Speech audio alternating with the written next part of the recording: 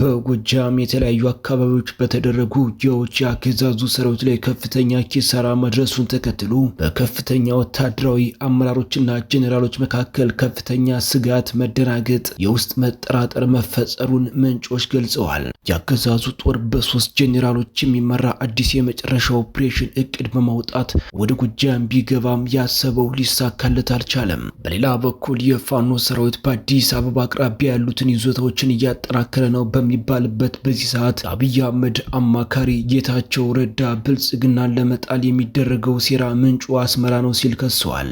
የአብይ አህመድ አገዛዝ አጣብቂ ውስጥ መሆኑን የሚያትቱት ጌታቸው የትግራይ ወጣት ግን ተሳታፊ እንዳይሆን ያስጠነቀቀ ሲሆን ጦርነቱ ከፈነዳ በኋላ ሻዕቢያ በፍጥነት ለመሳተፍ የሚያስችለውን ዝግጅት አጠናቋል ሲል ከሰዋል። ታዛቢዎች በበኩላቸው ሩቅ በማይባል ጊዜ በኢትዮጵያ ውስጥ አንዳች ነገር መፈንዳቱ አይቀሬ መሆኑን በመግለጽ አሁን ባለው ሁኔታ ግን ማን ከማን ጋር ምን እያደረገ ነው የሚለውን ጥያቄ መልስ መመለስ አይቻልም ብለዋል። ትሰሙታላችሁ።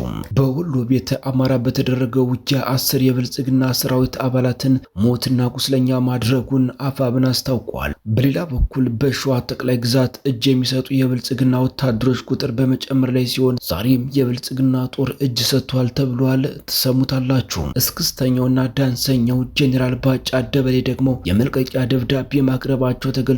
እስከ መጨረሻው ድረስ አብራችሁን ከቆያችሁ ወደ እናንተ ይደርሳል። ሰላም ጤና ይስጥልኝ። የተወደዳችሁና የተከበራችሁ በመላው ዓለም የምትገኙ የኢትዮ ላይቭ ሚዲያ ቤተሰቦች እንደምን ቆያችሁ? አሁን ለሰዓቱ መደመጥ ያለባቸውንና ትኩረት የሚሹ በርከት ያሉ መረጃዎችን ይዘን ቀርበናል። እናንተም እስከ ዝግጅታችን ፍጻሜ አብራችሁን እንድትቆዩን በአክብሮት እየጋበዝን አሁን በቀጥታ ወደ ዝርዝር መረጃዎቹ እናልፋለን። በጎጃም የተለያዩ አካባቢዎች በተካሄደው ውጊያም በአገዛዙ ሰራዊት ላይ ከፍተኛ ኪሳራ መድረሱን ተከትሎ በከፍተኛ ወታደራዊ አመራሮችና ጄኔራሎች መካከል ከፍተኛ ስጋት፣ መደናገጥና የውስጥ መጠራጠር መፈጠሩን የመረጃ ምንጮች ገልጸዋል።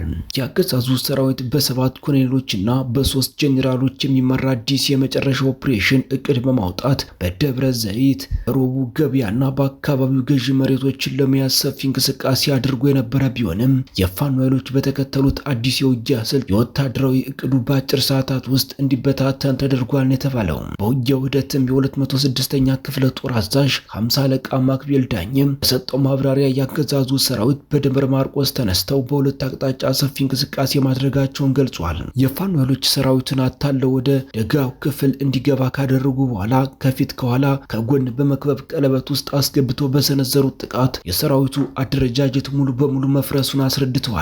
በዚህ ውጊያም በርካታ ምሽጎች ከመያዛቸው በላይ ዲሽቃዎች፣ ሞርተሮች፣ ስናይፐሮችና ብሬኖች ጨምሮ በርካታ የጦር መሳሪያዎች መማረካቸውን አረጋግጠዋል። ይህን ተከትሎ በአዲስ አበባ የመከላከያ ሚኒስቴርና በከፍተኛ የአመራር ደረጃዎች አስቸኳይ ግምገማ ስብሰቦች መካሄዳቸው የተጠቀሰ ሲሆን የውጊያ መረጃዎችን ለፋኖ ኃይሎች አሳልፈው ይሰጣሉ፣ በውስጣችን የመረጃ ፍሰት አለ በሚል በጄኔራሎቹና በከፍተኛ መኮንኖቹ መካከል የእርስ በርስ መጠራጠርና ክስ መፈጸሩን አመላክተዋል። በአሁኑ ወቅት በጎጃም በደረሰው ወታደራዊ እቅድ ማዛባትና አደረጃጀት መፍረስ ምክንያት በአመራሮቹ ዘንድ ከፍተኛ ስጋትና መደናገጥ መስፈኑ ነው የመረጃ ምንጮች አክለው የገለጹት። በሌላ በኩል ዳንሰኛው ጄኔራል ባጫ ደበሌ የመልቀቂያ ደብዳቤ ማቅረባቸው ተገልጿል።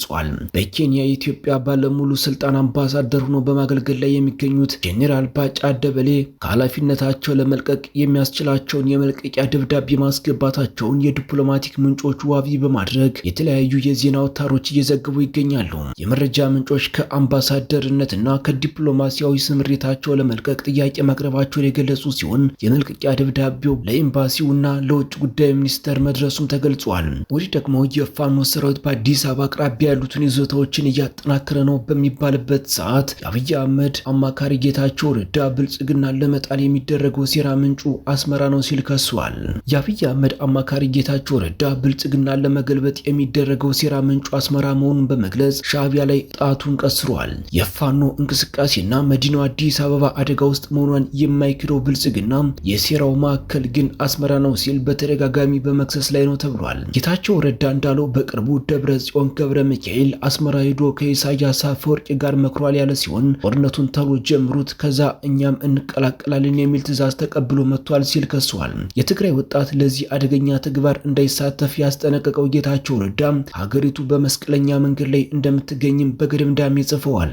አብይ አህመድ ጦርነት እንዳይ እንዳይጀመር ከተጀመረም ያልፈራ ለመምሰል አሁንም ከባድ የፕሮፓጋንዳ ዘመቻ ላይ ሲሆን ህዝቡ ከጎኑ እንዲቆም ተደጋጋሚ ጥሪ ቢያቀርብም ሰሚ ያገኘ ግን አይመስልም እየተባለ ነው። በቅርብ ጊዜ ኢትዮጵያ ውስጥ አንዳች ነገር መፈንዳቱ እንደማይቀር በእርግጠኝነት የሚናገሩት ፖለቲካዊ ታዛቢዎች አሁን ባለው ሁኔታ ግን ማን ምን እያደረገ እንዳለና ማን ከማን ጋር አብይ አህመድን ለመጣል እየዶለተ እንዳለ ለማወቅ በጣም አስቸጋሪ ነው ሲሉ ይገልጻሉ። በአሁኑ ሰዓት የአብይ አህመድ ብቸኛ ተስፋ ምክክር የተባለው የብልጽግና መድረክ ሲሆን በጉልበት ችግሮችን የመፍታት ሞራሉ ተንኮታኩቶ እነ ፕሮፌሰር መስፍን አርአያ ላይ ለመንጠላጠል መገደዱ በመነገር ላይ ነው። አብይ አህመድ በእርግጥም ጭንቅ ውስጥ ነው የሚሉት የእነዚህ የፖለቲካ ታዛቢዎች በየቀኑ ወደ ሚዲያ በመምጣት እንምከር እያለ ተደጋጋሚ አሰልች ጥሪ ማቅረቡም ለመጨነቁ አንዱ ምልክት ሆኖ ቀርቧል። ጌታቸው ረዳ ተጠነሰሰ ስላለው ሴራ በገለልተኛ ወገን ማረጋገጥ ያልተቻለ ሲሆን ቀጣዩ ውጤት ራሱ ጊዜ ያሳያል ተብሎ እየተጠበቀ ነው። ይህ በእንዲህ እንዳለ አዲስ አበባን የኦሮሚያ ክልል እናደርጋታለን ሲል ምክክር ኮሚሽኑ አስታውቋል። ኦህዴድ አዲስ አበባን ስልታዊ በሆነ መንገድ ለመጠቅለል አልሞ እየሰራ ነው ተብሏል። በኦሮሞ ብልጽግና ኦህዴድ በኩል አዲስ አበባን በደረጃና በስልታዊ መንገድ ወደ ኦሮሚያ ክልል ለማካተት የታለመ የተቀናጀ የፖለቲካ እንቅስቃሴ መጀመሩን ከምክክር የውይይት ሰነድ ሾልኮ የደረሰን መረጃ ያመላክታል። ምክክር ኮሚሽኑ በኦህዴድ ብልጽግና ቀጭን ትዕዛዝ አዲስ አበባን የኦሮሚያ ክልል ማድረግ የሚል አደገኛ አማራጭ በውይይት ሰነድ ውስጥ በማካተት በሂደት ህጋዊና ቅቡል ለማድረግ በፖለቲካ ድራማ እያጀበ መሆኑ ተረጋግጧል። ኦሮሚያ በአዲስ አበባ ጉዳይ የተለየ ባለቤትነት ያለው ይመስል እንደ አዋላጅ ነርስ ጽንስ ሲመለምል የሚውለው የመስፍን አርአያና የአብይ አህመድ ምክክር ኮሚሽን አዲስ አበባን የኦሮሚያ አካል ማድረግ የሚል የማጭበርበሪያ አማራጭ ለምክክሩ ባቀረበው ሰነድ ውስጥ አካቶ አቅርቧል። ወደ ውጊያ መረጃዎቻችን ስንመለስ ደግሞ ተጠናክሮ የቀጠለው አፋብን ወለጋ ቢዛሞ አንሻ ሴድዝ ክፍለ ጦሮች በአገዛዙ ላይ ድል መቀዳጀታቸውን አስታውቀዋል። አራተኛ ቀኑን የያዘው ከአራቱም ክፍለ ጦሮች የተውጣጡ የአንሻ ሴድ አናብስቶች በምስራቅ ወለጋ ዞን ስብሱሬ ወረዳ ጉቶ ጊዳ ወረዳ የህልውና ተጋድሎ እንደቀጠለ ሲሆን በተጨማሪም አድማሱን በማስፋት በምስራቅ ወለጋ ዞን ጊዳ አያና ወረዳ በመንደር 4 እና በመንደር 3 ላይ እንዲሁም በሆሮ ጉዱ ወለጋ ዞን አቢ ደንጎሮ ቱሉጋና ከተማን በመቆጣጠር አንጸባራቂ ድል ተቀዳጅተዋል። ሐምሌ 17 ቀን 2018 ከጧቱ 1 ሰዓት ላይ በመናበብ አበጀ ጥበቡ ነበልባል ክፍለ ጦር በመንደር 4 በመግባት ጠላትን ሙትና ቁስለኛ በማድረግ ከአካባቢው አጥረግርገው በማስወጣት በተጨማሪም አንገር ጉተንን ክፍለ ጦር መንደር 3 ቀበሌ ላይ በመግባት አንድ ያገዛዙን ፓትሮል ኃይል እነ ተሽከርካሪው ሲመታ በሁለቱም ቀበሌዎች የተናበበ ሁለቱ ክፍለ ጦሮች ጥምረት ከከተሞች በማስወጣት እግር በእግር እየተከታተሉ ሙትና ቁስለኛውን በመጣል አንገር ጉተር ከተማን ማዘጋጃ ውስጥ በፍርሃት ከትሞ ይገኛል። ወደ ሸዋ መረጃዎቻችን ስናልፍ ደግሞ የአጼ ዘርዓ ያዕቆብና ዶ ክፍለ ጦር ለወራት ያሰለጠናቸውን አዲስ መልመል የፋኖ ኮማንዶ ሰልጣኞችን በደማቅ ሁኔታ አስመርቋል። አፋብን ሸዋ ጠቅላይ ግዛት አሳምነው ዕዝ ስር የሚገኘው የአጼ ዘርዓ ያዕቆብ አንደኛ ኮር ናዶ ክፍለ ጦር ለወራት ያህል ሲሰለጥኑ የቆየውን ጠንካራ የንድፈ ሐሳብና የተግባር ስልጠና ሲከታተሉ የቆዩ አዲስ መልመል የኮማንዶ ሰልጣኞችን ሐምሌ 16 ቀን 2018 በደማቅ ሁኔታ አስመርቋል። በዚሁ የምረቃ ስነ ስርዓት ላይ የዙና የኮሩ ከፍተኛ አመራሮች ጥሪ የተደረገላቸው ክብር እንግዶች እንዲሁም የአካባቢው የቀበሌና የክላስተር አመራሮች ተገኝተዋል። የዕለቱን መርሃ ግብር የተጀመረው በተመራቂ ሰራዊት አባላት የክብር ሰላምታና ወታደራዊ ሰልፍ ማሳያ ነው። ተመራቂዎቹ በስልጠና ወቅት ያገኟቸውን የአካል ብቃት፣ የትዕዛዝ አቀባበል፣ የአሰራር ዲሲፕሊን እንዲሁም ልዩ ልዩ ታክቲክና ክህሎቶችን የሚያሳዩ ትርኢቶችን ለታዳሚ አቅርበዋል። በዕለቱ የዙ ከፍተኛ አመራር አርበኛ ዳውስ ቀጸላ ባደረጉት ንግግር የምረቃ ፕሮግራሙ የጽናት የዲሲፕሊን እና የመስዋዕትነት ውጤት መሆኑን ገልጸው ተመራቂዎች በስልጠናው ወቅት ያሳዩት ወታደራዊ ክህሎት የተጣለባቸውን ታሪካዊ አደራ ለመሸከም ዝግጁ መሆናቸውን ያረጋገጡበት ነው ብለዋል። አክለውም ሰራዊቱ ህዝቡ እንዳይኑ ብሌን እንዲጠብቅና የተሰዉ ጀግኖችን አደራ እንዲያስቀጥል ጥሪ አቅርበዋል። የተወደዳችሁና የተከበራችሁ በመላው ዓለም የምትገኙ የሚዲያችን ቤተሰቦች ለሰዓቱ ያዝናቸው መረጃዎች እነዚህን ይመስሉ ነበር። እናንተም እስከ ዝግጅታችን ፍጻሜ አብራችሁን ስለቆያችሁ ምስጋናችን ከልብ ነው። ሌላ አዳዲስና ወቅታዊ መረጃ እስከምንገናኝ በያላችሁበት ሁሉ ሰላሙን ተመኘን። ጤና ይስጥልን።